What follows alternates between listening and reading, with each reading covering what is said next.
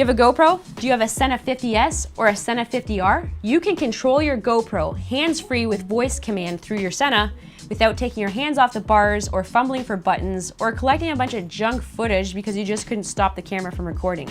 Let me show you how. So first you turn the GoPro on and go into your device's settings by swiping down, go into preferences, select wireless connections, and select the remote.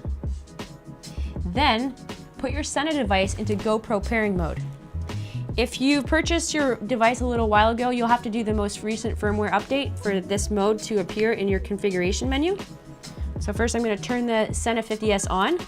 To enter into the configuration menu, I'm going to press and hold the jog dial on the 50S. You have to hold that jog dial for 5 seconds. Then I'm going to scroll through until I hear GoPro pairing. Once I hear GoPro pairing, I'll press the phone button, which is the button at the very back of this device. My SENA 50S and the GoPro will pair.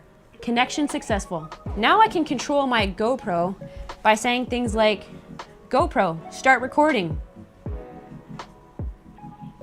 GoPro, stop recording. Alright guys, so that's it for the GoPro voice command integration for the SENA 50S and the SENA 50R.